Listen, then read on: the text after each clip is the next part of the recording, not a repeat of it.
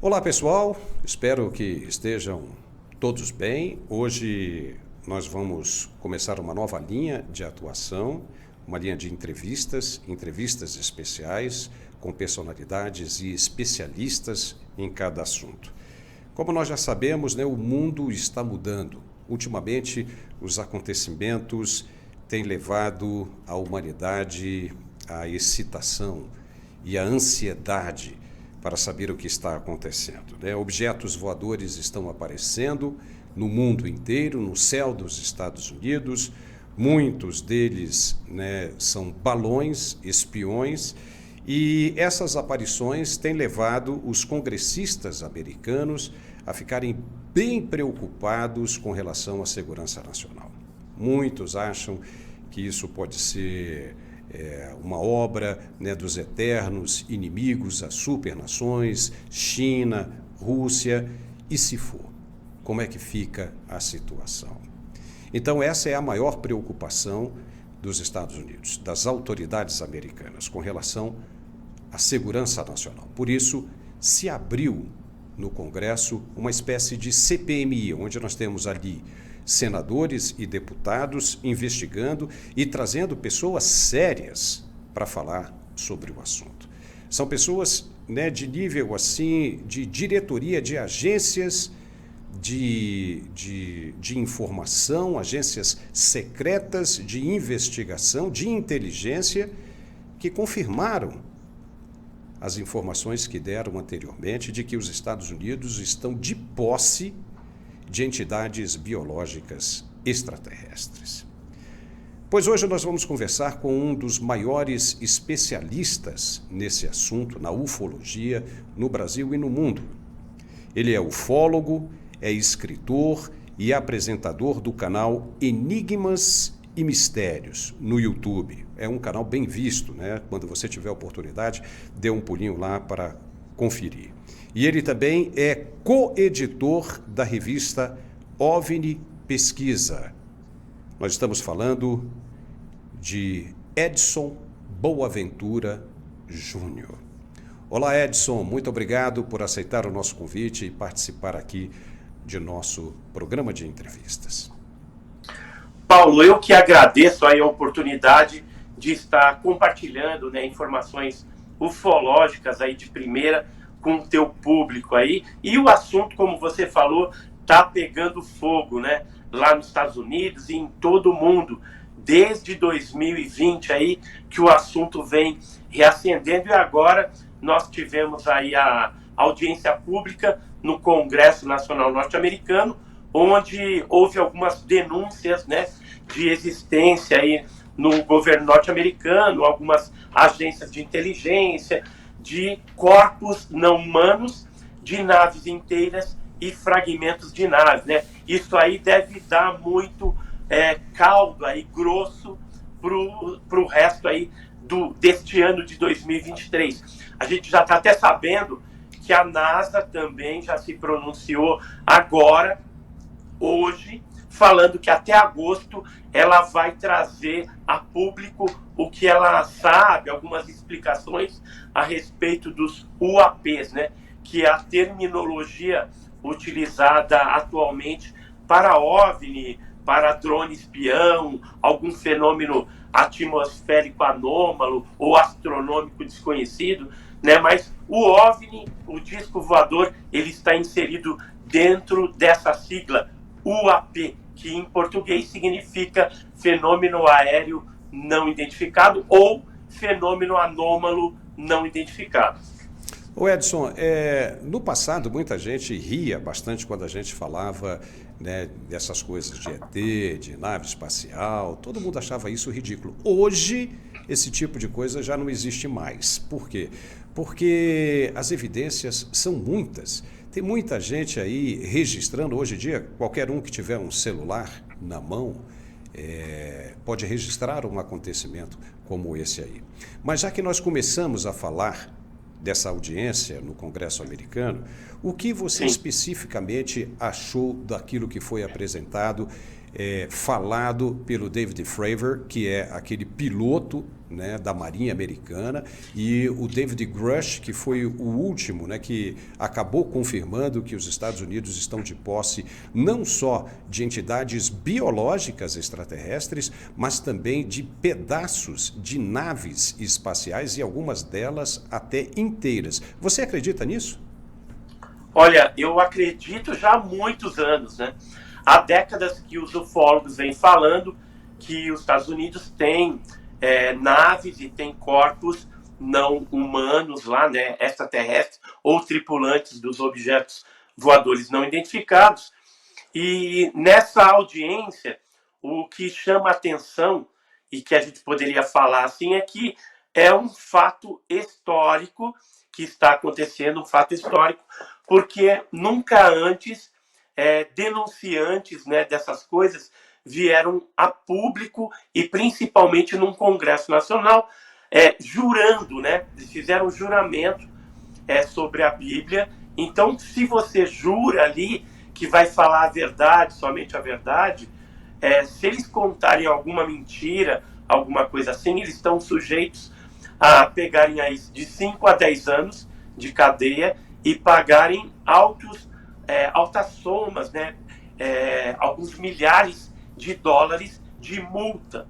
Então, eles logicamente não vão correr esse risco. Eles estão muito bem embasados naquilo que estão falando, aquilo que estão denunciando. E, no caso, os pilotos norte-americanos da Marinha, eles trouxeram aí informações a respeito de avistamentos que eles tiveram. Por exemplo, o famoso lá Tic-Tac de 2004, né, que foi divulgado por volta ali de 2015, 2017. O David Fravor, né, falou do Tic-Tac. O Ryan Graves, ele falou também de avistamentos que são muito corriqueiros dentro do meio ali aeronáutico, né, na Marinha também, e inclusive com objetos submarinos não identificados, objetos próximos ao mar, né, mergulhando, às vezes emergindo também do mar. E o David Grush foi o principal, né, porque ele é um agente da inteligência, já trabalhou com isso e conhece muitas pessoas, e o depoimento dele foi bem contundente, principalmente falando de detalhes, né, de que algumas empresas particulares trabalharam com esses destroços, com esses corpos aí, e a gente imagina que deve estar... Ele não falou o nome publicamente por questões legais, mas depois que acabou a audiência, ele teve uma audiência fechada com aqueles parlamentares, aqueles deputados, e lá foi aberto o nome das testemunhas, as empresas, da onde que está vindo a grana para poder investir nessas pesquisas. E o que é grave nessa situação e nessas denúncias é que pessoas que trabalharam com esses materiais chegaram a ir a óbito e por contaminação, algum tipo de efeito desses objetos, dessas tecnologias diferenciadas. E ele também chegou a dizer que algumas pessoas que foram atrás disso no passado foram também silenciadas, morreram por conta de querer saber um pouquinho mais a respeito desse assunto, que é um tabu e geralmente é tratado como top secret, né? Dentro do meio de inteligência, dentro do que ele falou lá na audiência, que seria a gangue dos 8, né? São 8 pessoas importantes nos Estados Unidos que têm acesso a esse tipo de material. Nós acreditamos aí que dentro de pouco tempo nós teremos aí investigações conduzidas pelo Congresso Nacional Norte-Americano para tentar trazer ali em julgamento outros depoimentos com pessoas que provavelmente vão ser citadas pelo David Grush, né? E aí a gente vai ter surpresas, talvez ou não, né, a respeito desses fatos. Eu acredito que tudo isso faz parte de uma agenda que já está em andamento há algum tempo e dentro de pouco tempo a gente vai ter aí o reconhecimento de que vida extraterrestre existe realmente, e isso deverá ser pronunciado por parte de alguma agência oficial ou algum governo, Estados Unidos. Eu acredito que os Estados Unidos não vai deixar nem a Rússia, nem a China chegar primeiro numa divulgação como essa. Então deverá ser provavelmente ou a AARO, ou o Pentágono, ou a NASA, né? Como a NASA está se pronunciando também a respeito do assunto, e isso está claro para mim, que é para eles não ficarem para trás dentro dessa história, dentro dessa agenda. Então isso deve ocorrer aí até no máximo aí 2030, segundo disse uma chefe da NASA, que é a Ellen Stofan. Ela disse numa live, provavelmente teve acesso a alguma reunião, alguma coisa, em que determinava que 2030 seria o ano da revelação. Eu, particularmente, olhando e fazendo essa leitura de contexto, acredito que 2028 seria um ano bem próximo aí, e que a gente teria uma abertura muito grande. Em vista disso que irá acontecer, que eu já tenho anunciado há bastante tempo, a população mundial ela vai ter que quebrar paradigmas, ela vai ter que mudar a sua consciência. As religiões de todo mundo, independente da sua vertente, terá que se adaptar. E isso é interessante porque a própria NASA investiu $1.100.000 na Universidade de Princeton, nos Estados Unidos, para fazer uma pesquisa junto a 24 teólogos, isso há alguns anos atrás, para saber o que eles pensavam a respeito de vida extraterrestre, e se caso fosse anunciado que essa vida existe de fato, qual seria o posicionamento dos líderes religiosos em relação aos seus fiéis em diante dessas revelações. O que eles fariam, tendo em vista que algumas religiões elas ainda são um pouco mais conservadoras, mais reticentes com esse assunto. E como você bem falou, a imprensa tem noticiado bastante o assunto de forma responsável agora, nesse momento que nós estamos atravessando, e nem sempre foi assim. No passado, às vezes a imprensa fazia chacota, trazia o assunto de forma sensacionalista, mas hoje as coisas estão mudando e as pessoas aí estão mais antenadas. E os norte-americanos, os cidadãos, eles querem sim uma transparência em relação a esse assunto que vem sendo acobertado há décadas. Pois esse acobertamento, eu acredito, é o meu ponto de vista nisso aí, se deve por dois motivos. Primeiro, essa preocupação, né, que você se referiu com relação ao impacto que isso vai causar, né, nas sociedades pelo mundo. E segundo, talvez até em primeiro lugar, do ponto de vista militar. É claro que o ser humano é uma coisa extremamente complicada, né? Se ele puder ter acesso a uma tecnologia como essa, passaria a ter controle sobre o mundo, né? Ou seja, não teria mais China, não teria mais Rússia, não teria mais ninguém que ameaçasse. Então, primeiro nós, se a gente conseguir, a gente segura isso aqui. E depois vem essa possibilidade de impacto, já que lá em 1938, você lembra muito bem, Orson Welles começou a falar, né, num programa, numa novela de rádio, de que o mundo estava sendo invadido. E aí milhares de pessoas entraram em pânico. Na verdade, foram 6 milhões de pessoas. Invasão marciana, né? A invasão marciana. A invasão marciana. E aí todo mundo, né? Teve gente que pulou de cima da ponte, gente suicidou, e aí, né, muita gente bateu em retirada. Então foi um caos. E verdadeiramente esse tipo de coisa pode vir a acontecer. Não no dia de hoje, né? Assim, porque nós já estamos aí com uma tecnologia, né, totalmente diferente daquela época, as pessoas estão mais acostumadas, né, o governo americano tem apostado muito na produção de filmes, né, relacionados, né, a extraterrestres, de uma forma que eu vejo a humanidade está mais acostumada com o tema. Me corrija se eu estiver errado. E com isso, começa-se a soltar isso, né, a conta gotas, até que o ser humano diga, né, vem um anúncio, nós não estamos mais sozinhos como pensávamos. Aí o cara fala, tá, mas como é que vai ficar a política no Brasil? Então, vão tratando de uma coisa para que ela fique bem natural ao ponto de, quando vier o anúncio, esse tipo de coisa acontecer. As pessoas vai acontecer de forma natural, né? Vai acontecer. Acabar acontecendo de forma natural. Agora, essa preocupação com invasão é algo que eles têm na atualidade também. Porque muitos desses militares, né, que têm acesso a esse material ultra-secreto, eles perceberam que não se trata de tecnologia dos seus inimigos aí, concorrentes, Rússia, China ou algum outro país, e sim uma tecnologia que deixa eles totalmente impotentes em algumas situações.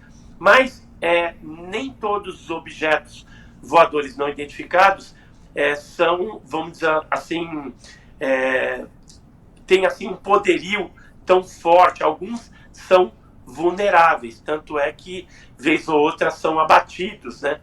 E o interessante, eu queria voltar um pouquinho na audiência, o David Grush, ele falou que, por exemplo, eles estão falando lá sobre juramento, e o Sim Kirkpatrick, que é o diretor da AARO, ou seja, um órgão que foi criado para pesquisar OVNIs agora recentemente, quando ele falou, ou fez algum pronunciamento, ele não fez sobre juramento. Então, o próprio David Grush deu a entender que ele poderia estar mentindo, né? Porque quando você está sob juramento, você tem que falar a verdade. Por isso que o Kirkpatrick não quis participar dessa audiência, pelo menos por enquanto, senão ele pode entrar numa situação totalmente embaraçosa aí. Outra coisa, o David Grush, ele diz que tem documentos, tem fotos, tem vídeos, e que foram apresentados para esses deputados aí norte-americanos. Um destaque também dessa audiência é que um dos deputados disse, né, e depois falando que viu vídeos de objetos voadores não identificados e que seriam de uma origem totalmente diferente, que ele acha que seja extraterrestre realmente, né? Então, muita coisa ainda vai surgir dessas denúncias aí. Eu acredito que nos próximos meses aí a gente vai ter revelações aí bombásticas. Olha, achar que esses ETs, né, alguns deles são frágeis ao ponto de se permitir serem abatidos, eu particularmente não acredito muito nisso não, porque se os caras tiveram tecnologia para chegar até aqui, né, eles estão extremamente bem avançados, bem mais avançados do que nós, os seres humanos. Pode acontecer de uma outra raça alienígena estar por aqui e abatê-los? Por exemplo, haver ali um certo confronto, né, desses seres. Hoje a gente fala dessa coisa aqui, em outro tempo muita gente ia ficar rindo. Nossa, que absurdo. Mas não é. Não é, e as pessoas têm que abrir a cabeça, abrir a mente para essa realidade que está se fazendo presente, né, a cada momento, né, de nossas vidas, né, nosso momento atual, né, o Shakespeare já dizia, né, entre o céu e a terra, né, existem, né, muito mais coisas do que supõe a nossa vã filosofia. É isso aí. Né? Então, você na acha verdade... que isso pode ser alguns dessas aparições, desses objetos, você acredita que possa ser de humanos mesmo? Por exemplo, dos americanos? Olha, não. Porque assim, são coisas muito diferentes. São tecnologias muito diferenciadas. E aí o que acontece? A vulnerabilidade que eu estou falando aí, por exemplo, na audiência eles falaram em torno de 5% desses objetos já teriam essa vulnerabilidade e foram abatidos de alguma forma.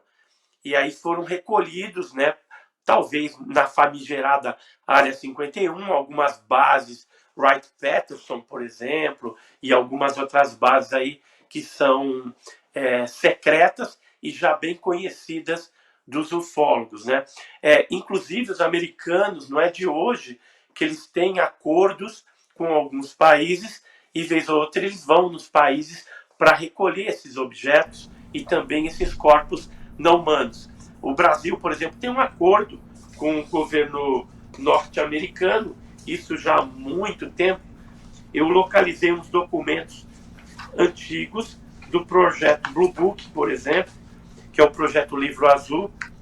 E nesse Blue Book, eles falam a respeito de um acordo com a Força Aérea e o Exército.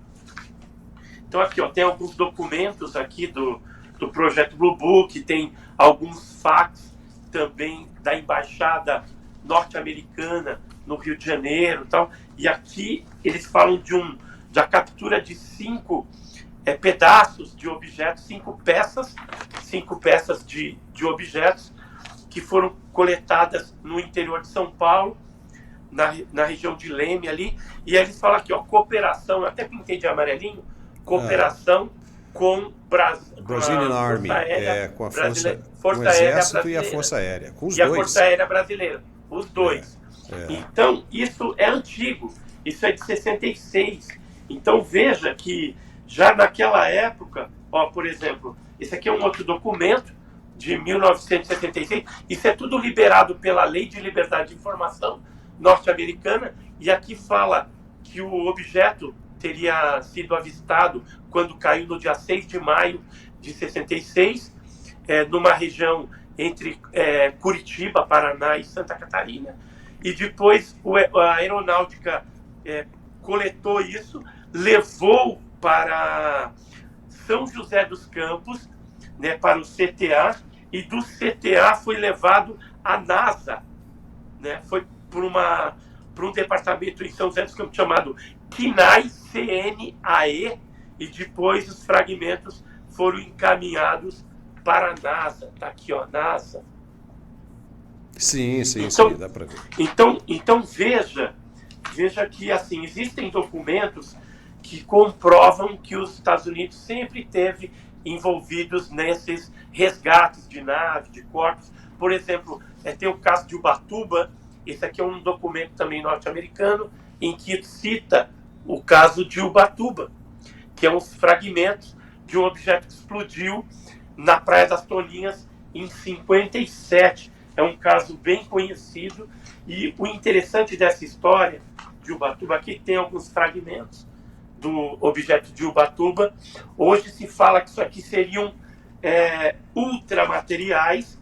Nós já mandamos, inclusive, analisar na USP, na Universidade de São Paulo, e descobrimos aí que tem uma alta concentração de magnésio, alto grau de pureza, e nós descobrimos um negócio interessantíssimo com relação ao Ubatuba, que ele foi analisado em vários laboratórios do mundo, a Caltech, a NASA, e eu consegui um relatório da NASA de 1981, análise efetuada na NASA, a pedido da Universidade de Stanford, nos Estados Unidos. Então, assim, não adianta os Estados Unidos ficar mentindo, a NASA dizer que não tem nada a respeito disso, porque até casos brasileiros, como o caso de Ubatuba, eles estão investigando. E, recentemente, eles pediram, o físico francês Jacques Vallée levou uns fragmentos que ele obteve no Museu OVNI na Argentina, eu estive lá também, e são fragmentos de Ubatuba que foram parar nesse museu argentino. E o Jacques Vallée esteve lá, pegou alguns fragmentos e levou para o Gary Nolan, que é esse microbiologista. E ele, analisando num equipamento de grande potência que analisa os isótopos do magnésio, descobriu que aquela peça do OVNI que explodiu em Ubatuba, na Praia das Toninhas, no litoral de São Paulo, seria 30% diferente do magnésio encontrado na Terra. Ou seja, se trata efetivamente de um material extraterrestre e que veio de fora da Terra.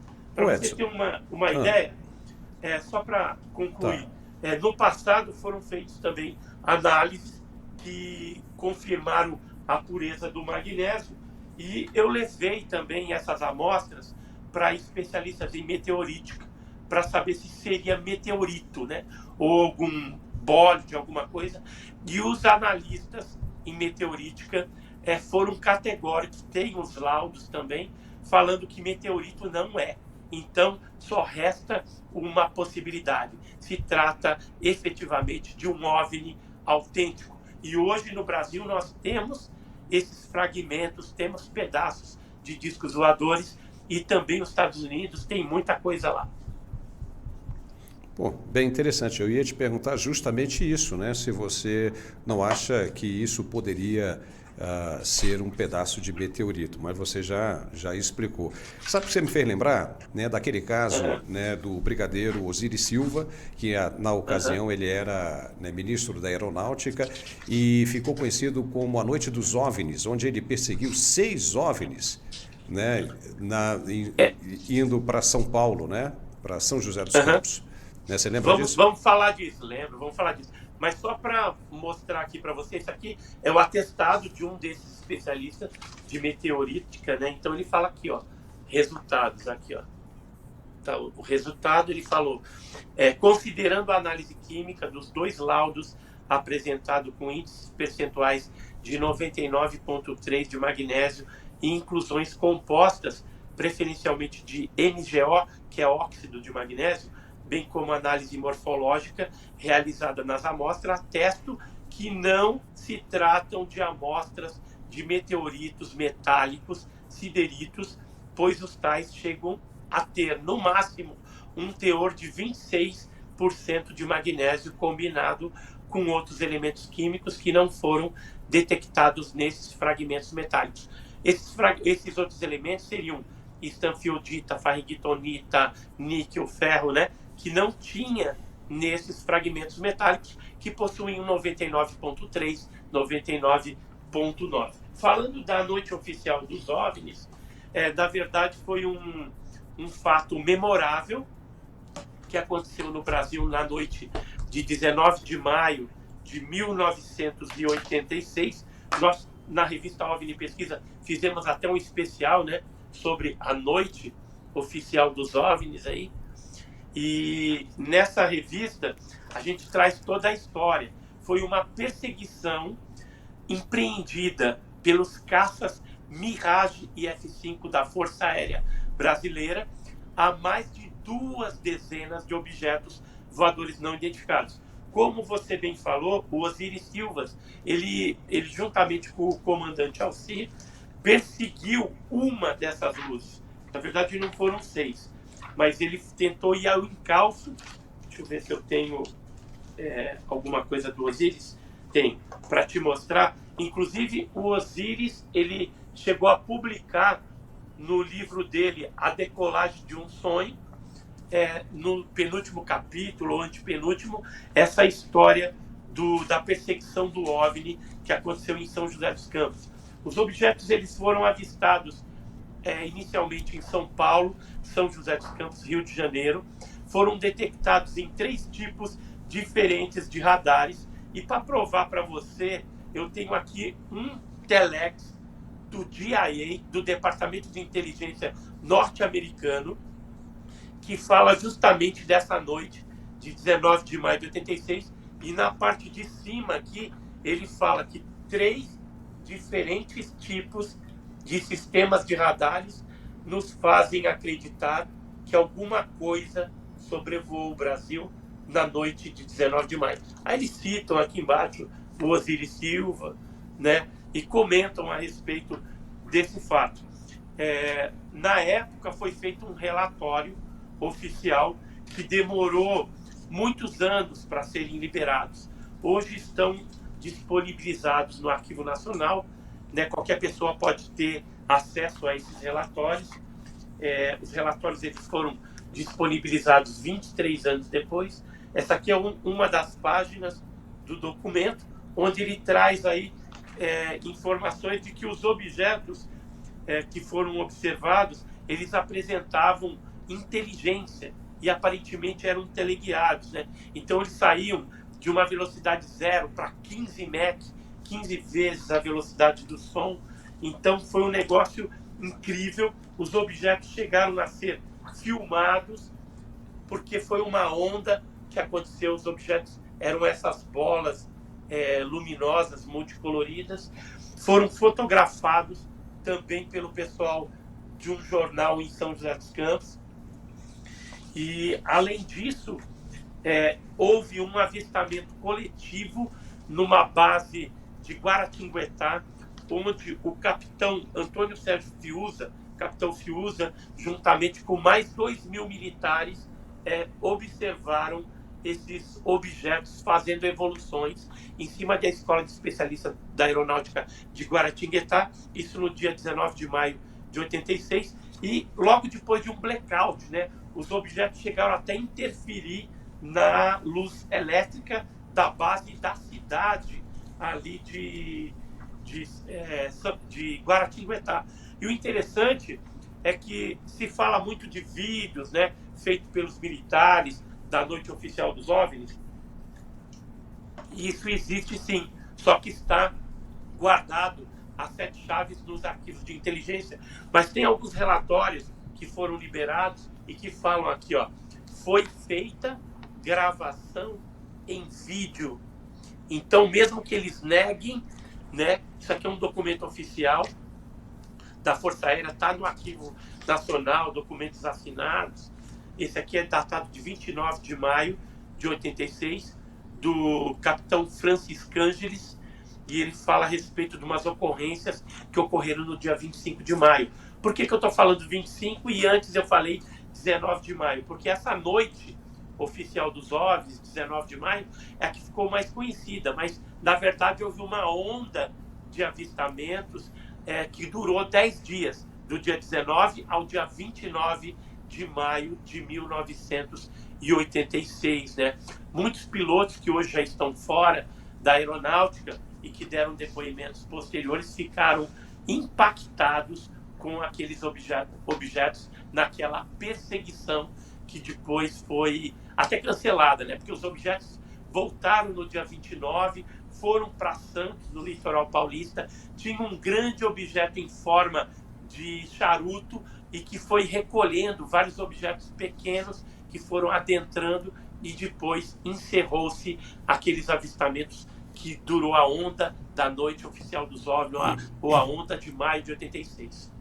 Olha só, você é o maior especialista hoje no caso Varginha, mas Varginha a gente vai falar daqui a pouquinho. Eu quero rodar agora uma imagem, né, de uma entidade biológica, seria um ET, vamos falar aqui, né, que foi divulgado agora, que esse vídeo vazou recentemente, que seria um novo, aí está, né, para você conferir, um novo ET que teria sido interrogado por agentes militares, né, de uma agência de inteligência americana, né? E esse DNI/27 que aparece no vídeo, ele é uma nomenclatura específica, né, para a elaboração de protocolo dessas agências quando se trata de assuntos secretos. Você chegou a ver esse ser, né, essa gravação. O que você acha disso, Edson? Olha, essa gravação é uma gravação bem antiga, da década de 90. Os ufólogos, naquela época, houve bastante comentário a respeito disso. Alguns ufólogos acreditavam, né, que poderia ser, de fato, aí um suposto alienígena, um suposto extraterrestre, e outros já iam contra, falando que poderia ter sido alguma montagem, alguma coisa desse tipo. Fazendo uma avaliação de que isso foi feito na década de 90, realmente não tinha inteligência artificial, não tinha tanto recurso assim, era um pouco difícil você fraudar algo desse tipo, né, com tantos detalhes que aparecem nessas imagens. Tem um momento, por exemplo, nessa filmagem que essa suposta criatura, parece que ela começa a babar, engasgar, e eles tentam ali acudir ela e tal. Então, assim, na época ficou muito sob júdice essa imagem, e pode ser que seja, pode ser que não seja, mas por ser da década de 90, há uma grande chance de ser algo autêntico. Mas nós não podemos afirmar, porque não existe nenhuma técnica científica para definir que um filme de um alienígena, de uma criatura, aquilo é real ou não. A gente não tem parâmetros para poder afirmar esse tipo de coisa. Então, sempre quando os ufólogos científicos falam a respeito disso, eles mencionam uma criatura, um vídeo desse, eles falam a respeito de supostos alienígenas, supostas criaturas, né? Porque a gente não tem como, de fato, afirmar. A não ser que os governos vazem, né, essa informação e falam, olha, realmente a gente pegou isso aí e é mesmo, e pronto, entendeu? Senão vai ficar sempre na suposição. Pois é. Agora, por que você acha que fica numa sala escura? Qual seria a razão de se ter uma sala escura? Porque aí você pode pensar o seguinte, que aquilo pode ser um boneco, alguém por Sim. trás manipulando aquele boneco, abrindo e fechando a boca daquele boneco, entendeu? E simulando uma situação como essa aí, né? Por que não foi Exatamente. numa sala aberta, clara, né, para todo mundo Então, ver? agora, a gente tem que pensar nos dois lados. Pode ser para acobertar uma falsificação, mas também pode ser por conta que essa criatura, você viu que ela tem um olho Tem, sim, grande, preto, tem geralmente sensibilidade à luz, animais, né? isso, sensibilidade à luz, então aí levaram talvez essa criatura para um lugar mais escurinho ali, para ela não se sentir tão desconfortável fora do seu habitat. Né? Tem muitas É pessoas que possível. alegam, né, que algumas dessas criaturas que têm esse olho grande poderiam até habitar algumas cavernas, né, lugares assim com pouca luz, ou até bases submarinas, né? Aí você tem lá os OSNIs, objetos submarinos não identificados. Se você levar em consideração que 3/4 do planeta é água, né, e que já foram vistos nos litorais de vários países esses objetos entrando e saindo do mar, é bem possível, teoricamente falando, né, conjecturando, que possa existir uma base de operações. Isso explicaria a incidência grande desses fenômenos aqui no globo terrestre e com bastante incidência, né? Olha, eu vou até mais além, eu vou mais longe. Nós vivemos na superfície de um planeta de céu aberto. Então eu te faço uma pergunta: o que é mais seguro para você? Você dormir embaixo no seu quarto, né, com um teto, ou no telhado da sua casa a céu aberto? O que é mais seguro? No céu aberto, né, você pode receber ali, né, chuva, pedaço de galho, um pedaço de meteorito que pode cair. É muito mais seguro você viver embaixo. Então veja bem, né, a nossa superfície é uma pequena crosta terrestre, né? Qual seria a possibilidade de a gente ter, né, o que muita gente está dizendo, civilizações intraterrestres, né? Ou seja, você não teria problemas de radiação solar, né? Os solar flares, por exemplo, as explosões, né, radioativas do Sol não afetariam, entendeu? Porque você estaria coberto ali embaixo. E isso justificaria, não sei, eu estou falando, tá? Justificaria até essas aparições de luzes saindo de vulcões e entrando, entendeu? No México, por exemplo, né, a todo momento, né, você vai lá no México, tem um lugar lá que, se você começar a ficar olhando ali, vai começar a ver luz saindo de trás do morro e entrando a todo momento, né? Você acha que isso é possível? É possível em termos de teoria, né? Tanto é que existe a teoria intraterrestre. É. E entra aí as outras coisas, né? Os reptilianos e essas coisas todas. Agora vamos falar de Varginha. Varginha foi um caso, aconteceu em 1996, né, no interior de Minas Gerais, e correu o mundo. Né? O que nós temos de novidade nesse caso? Seria um documentário americano? Olha, nos últimos tempos a gente teve aí Toma várias água aí, irmão. pessoas. Toma água aí. Eu estou tomando que. É Tranquilo. que assim, eu voltei do sul do Brasil, tava muita friagem lá, né? Eu acabei até pegando aí uma sinusite braba, né? Mas Opa. faz parte, né? Quem pesquisa, quem vai para um lado para o outro, está sujeito a esse tipo de coisa. Mas Varginha, assim, o que a gente tem tido de novidade atualmente são os depoimentos que as pessoas estão mais corajosas para depor, né? Falar mais detalhes a respeito desse caso que aconteceu em janeiro, a partir, né, de janeiro de 1996, e também agora estamos indo atrás dos vídeos, porque nós sabemos que tem civis que estão de posse desses vídeos da criatura, né, que passaram pelos hospitais Humanes, Uau. Hospital Regional. Então pode ser que até o final desse ano aí estoure uma bomba, né, com uma dessas filmagens das criaturas que foram capturadas lá em Varginha. E nesse interim todo aconteceu também esse documentário do James Fox, ele teve aqui no Brasil, e publicou, né? Isso reacendeu o caso.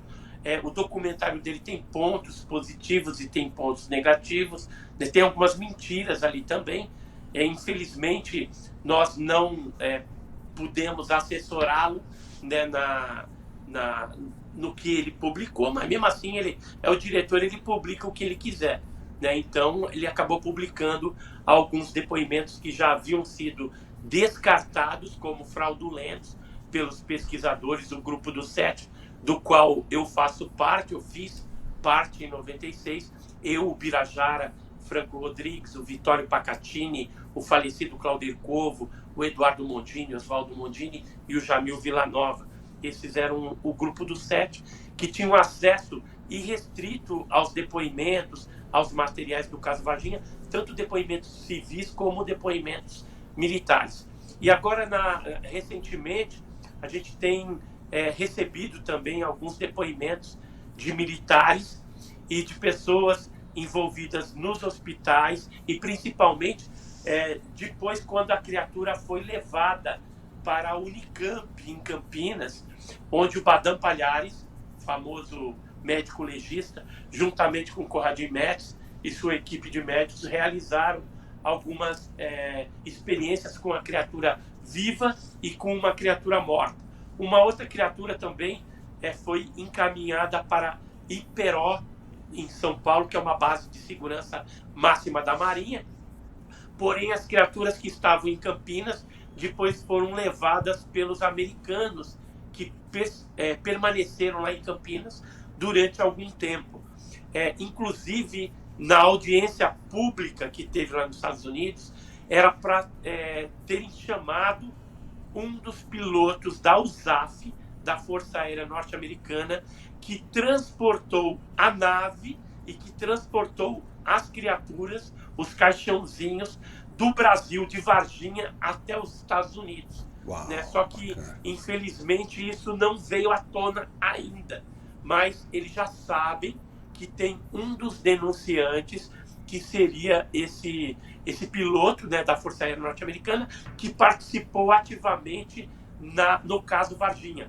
Imagina, viu, Paulo, vindo à tona dos Estados Unidos uma confirmação dessa a respeito do caso Varginha. Quer dizer, a gente vai ficar até envergonhado aqui, né, por conta do acobertamento militar impetrado pelo Exército, né, mas a mando dos norte-americanos aqui no nosso país. Que eles até naquela época, para você ter uma ideia, tentaram subornar aquelas 3 meninas, né, e a mãe das garotas também, com dinheiro, com dólar, para que elas viessem a público numa televisão desmentir o assunto, né?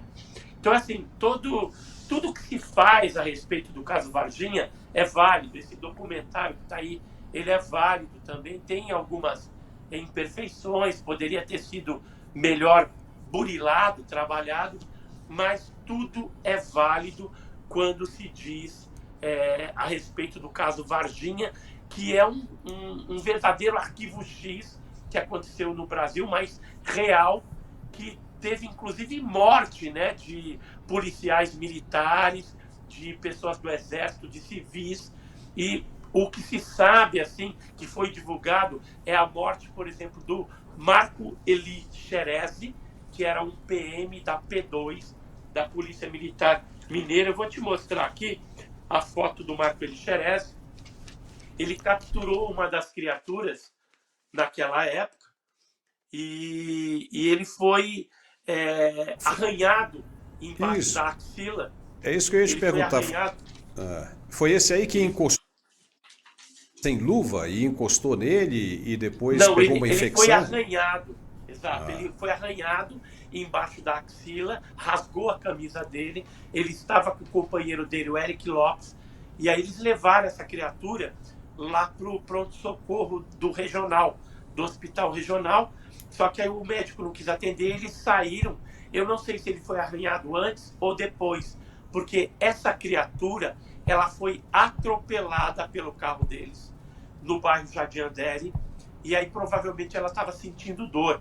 E, inclusive, dessa criatura é que existem vídeos onde 3 médicos, 2 enfermeiros e um padre de Varginha tiveram a oportunidade de ver essa criatura antes do exército chegar e tomar posse da situação. A criatura de Varginha, para quem não conhece, aqui está um desenho falado, era uma criatura do tipo gama, né, onde ela tem protuberâncias na cabeça, não necessariamente chifres, e tinha os olhos vermelhos, o corpo era como se tivesse untado, né, com óleo, e o interessante é que a gente, ao longo dos anos, fomos recebendo desenhos, conversando com pessoas. Esse aqui é o enfermeiro do Hospital Humanitas, que desenhou a criatura lá na maca, que passou por lá no dia 22 de janeiro. Esse aqui é um outro desenho feito é uma carta que nós recebemos no dia 22 de julho de 1996, de um militar da ESA. Ele chegou a fazer um desenho da criatura também. Então, todos os desenhos e informações que nós recebemos desses militares, elas acabam convergindo para um mesmo tipo de criatura. Infelizmente, todo esse material biológico e a nave também foram levadas para os Estados Unidos. Uma outra novidade que eu queria falar para você rapidamente é esse controlador de voo de vermelho aqui, é o Marcos Feres.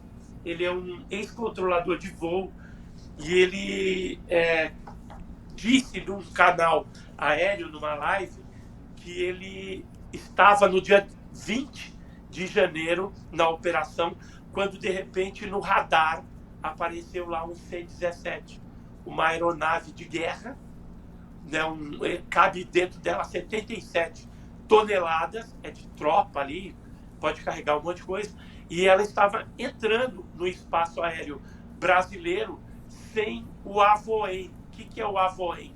É uma autorização de voo que tem que ser obtida com 72 ou 48 horas antes, para que uma aeronave militar de outro país adentre o espaço aéreo brasileiro e tenha uma rota pré-definida. Só que não tinha. Aí ele se assustou muito, pensou em ligar para o chefe dele na operação, e aí o chefe dele, antes que ele ligasse, entrou na operação e falou assim: ô Feres, seguinte, está entrando um avião norte-americano, eles estão indo para Campinas e lá já tem 2 helicópteros da aeronáutica esperando e vai levar esses norte-americanos para Varginha. Então veja que desde o princípio, depois que eles abateram a nave, no dia 19 pela madrugada, 19 para 20, no dia 20 os americanos já estavam aqui dando ordens e resolvendo tudo para transporte dessa nave e dos corpos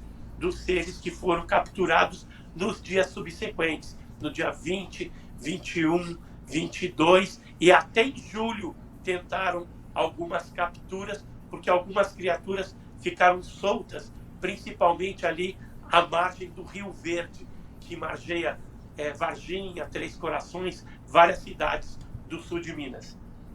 Então é possível que ainda tenha alguma criatura espalhada por aí, né? Mas você sabe o que me intriga, né? Fico aqui pensando, é o seguinte: se o negócio aconteceu em 1996 e se as pessoas têm vídeos ou evidências disso, por que até hoje elas não mostraram? Por que até hoje não apareceram essas evidências? É assim, um médico que tem isso foi oferecido 1 milhão para ele liberar a as fitas, mas ele quer mais dinheiro.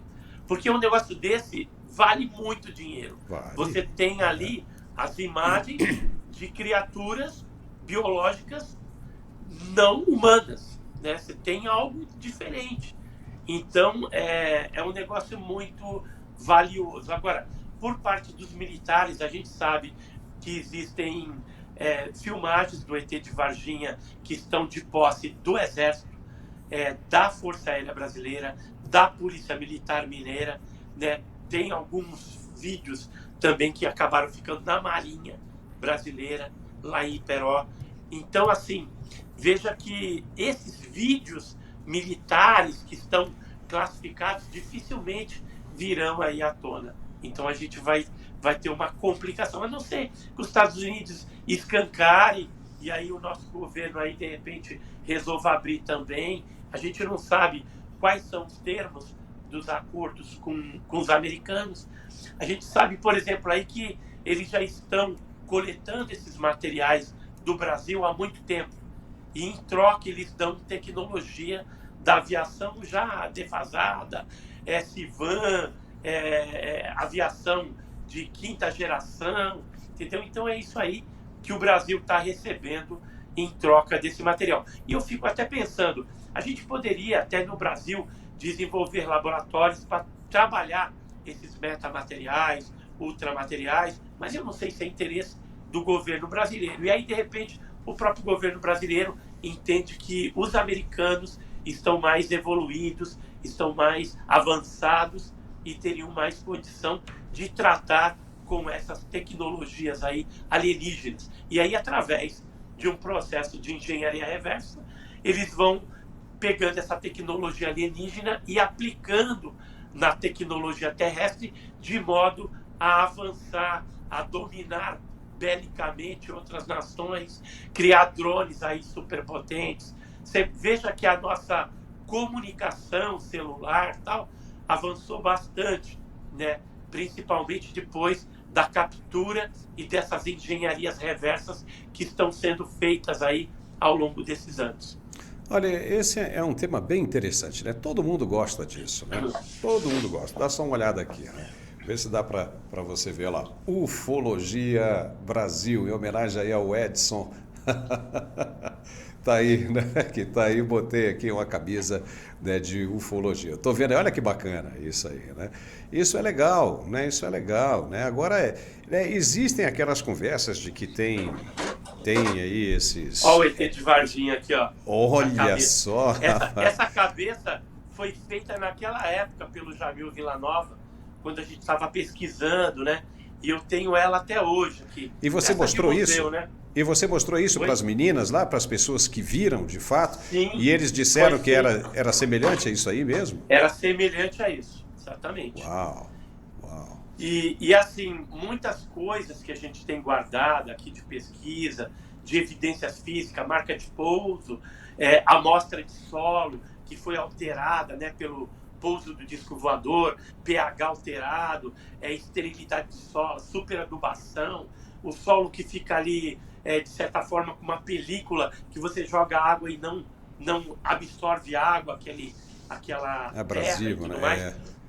Pelo de chupacabras, né? Então a gente tem muita coisa, pegadas, né? A marca de sapata, que a gente pretende no futuro fazer um museu para expor isso para um número maior de pessoas, porque assim, ufologia está com os dias contados. A partir do momento que se liberar aí que vida extraterrestre existe e tudo mais, o ufólogo vai deixar de existir. E aí eu vou virar exopolítico, por exemplo, criar normativos para que quando esses seres estiverem andando no shopping, estiver andando por aí, não saia comendo a mesa, entendeu? Não saia fazendo coisas que vão acabar ferindo, né, a nossa Constituição, as nossas leis normativas. Então, veja que o museu que eu pretendo fazer, que vai ser o legado da minha vida, a gente vai deixar lá todas essas histórias do Brasil, todas essas evidências, né? Porque isso é importante para que as gerações futuras entendam o que aconteceu nessas décadas de ufologia civil e militar no Brasil. Agora, para fazer isso, eu tenho material, mas não tenho a grana. Então, se você é investidor, está me assistindo aí, entre em contato com a gente, vamos fazer um bem bolado aí e colocar esse empreendimento para rodar. E dá para fazer muita coisa legal, né? Moderna. Não um museu empoeirado, mas um museu interativo, algo moderno, como existe já em outros países, em Roswell, por exemplo. Com toda certeza, né? Isso é uma oportunidade extraordinária porque tudo está mudando agora, né? Com relação a isso. E a partir do momento em que vier um pronunciamento como esse, obviamente que o interesse das pessoas vai ser muito grande. Então, vale mesmo isso aí. Se algum investidor estiver acompanhando, que queira participar, nós aqui também, nós vamos começar a falar mais sobre esse assunto. Agora, deixa eu te fazer uma pergunta aqui. Você já chegou, com todo esse tempo todo, com toda essa pesquisa, essa experiência, você já chegou a ver alguma coisa, Edson? Olha, eu já vi várias vezes, já filmei, fotografei, porque assim, às vezes a gente recebe uma informação de que uma determinada área está aparecendo, a gente vai com uma equipe para lá, com equipamento, tudo para tentar registrar o fenômeno e até ter uma interação. A única interação que nós tivemos, assim, mais forte, foi troca de sinais de lanterna. Aí o objeto se aproximou, joga aquele foco de luz em cima da gente e tal. Então, são experiências bem interessantes que nós já passamos ao longo de 42 anos. E você, já teve alguma experiência, Paulo? Já, isso conta pra mudou. Mim, Será que vale a pena a gente falar aqui? Vale. Mas eu vou falar. Você está contando para a pessoa ideal aqui, né? Então eu vou contar, eu vou fazer uma revelação aqui.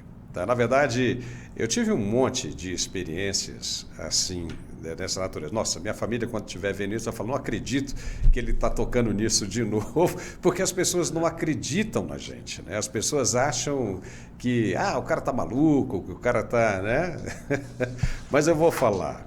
Eu era diretor da Fox, nos Estados Unidos, em Atlanta, em 2003, né? E nesse tempo, vou até pedir aqui para que o nosso diretor de TV coloque aqui as duas imagens, né? Porque aí a gente vai acompanhando, né, a sua reação com relação a isso.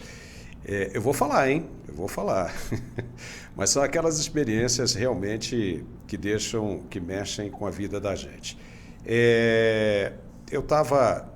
Eu fazia na Fox. Eu era responsável pelo contrato da Libertadores e da Sul-Americana. A gente transmitia esses jogos, né, dos Estados Unidos para o Brasil. E eu era o responsável, né, eu era executivo da companhia e a gente transmitia esses jogos. Eu morava em Miami e ia de toda terça-feira de manhã para Atlanta e voltava para Miami na sexta-feira pela manhã. E aí o que aconteceu? Numa noite, depois da transmissão de um jogo, né, voltei para o hotel, a gente ficava num hotel, eu e a equipe que eu tinha montado justamente para isso, né, para a transmissão dos jogos, e eu voltei para o hotel, tomei banho, jantei, vi um pouco de televisão, desliguei e decidi deitar, né? Apaguei as luzes do quarto e decidi deitar. Pronto, pumba, fui para o breu total, apaguei. Só que, de repente, eu acordo deitado numa mesa, eu totalmente grogue, sabe quando você toma assim umas 4 garrafas de vinho? Eu totalmente grogue, acordei deitado numa mesa alta, numa sala muito estranha, com luzes em cima de mim, e eu escutei atrás de mim, detalhe, eu estava paralisado do pescoço para baixo. Totalmente paralisado, mas a cabeça não estava paralisada. E eu, grogue, mexi a cabeça e escutei um barulho de comunicação atrás de mim, como se fosse... Nossa, deixa eu acabar para você ver que coisa interessante. E escutei atrás de mim uma comunicação como se fosse grilos falando. Grilo, cri, cri, cri, cri.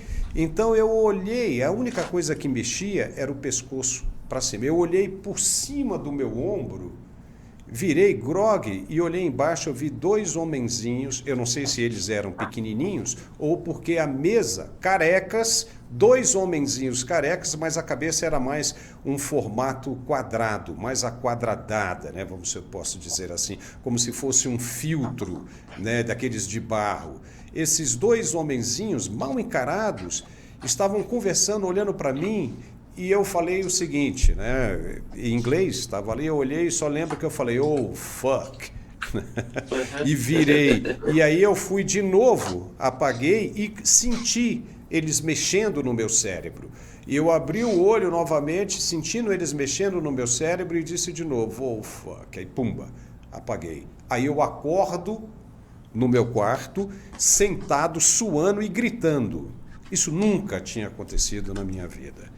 Nunca. Cara, e aí eu acordo desesperado, vou para a janela, abro a janela e vejo aquela cena que você viu, para quem assistiu aquele filme, né, A Bruxa de Blair, porque em Atlanta é tudo aquilo ali. Aí eu fechei para ver se a janela estava aberta, né? Eu fechei a cortina, corri para o banheiro, olhei debaixo da cama, liguei todas as luzes e eu fiquei apavorado com aquilo ali.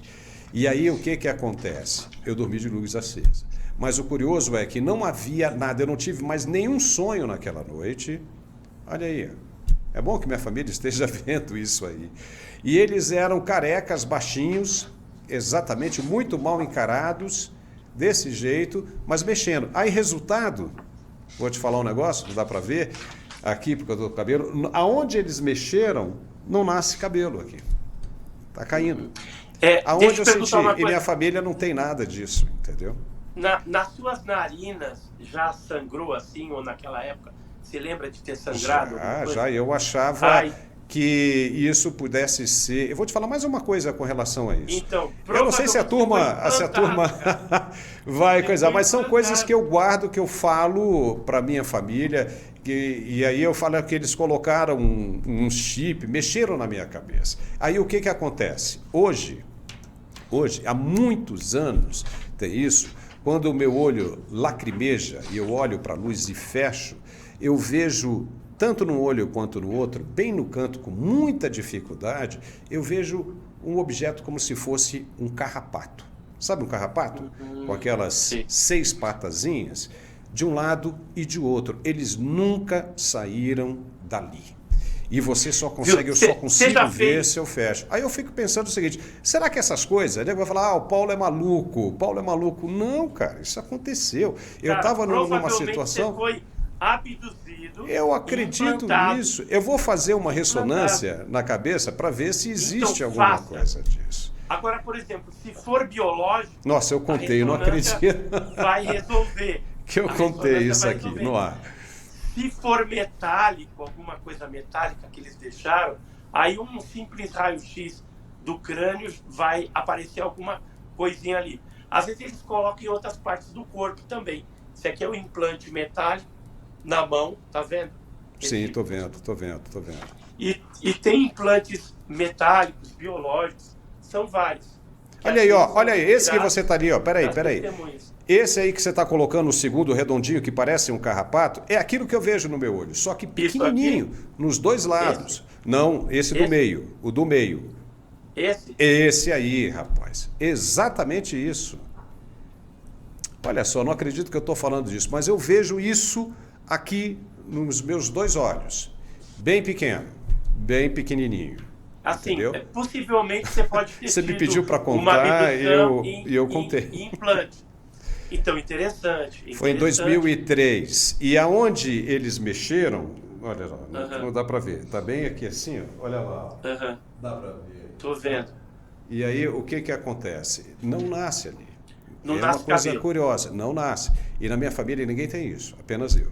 Entendeu? Então foi uma coisa que me marcou muito porque não havia contexto para eu ter aquele tipo que foi um sonho, porque foi muito real. Aí muita gente diz, é paralisia do sono, é isso, é aquilo. Não, velho, já tive paralisia do sono, já viu como é que é. Aquilo foi muito real e eu estava paralisado do pescoço para baixo.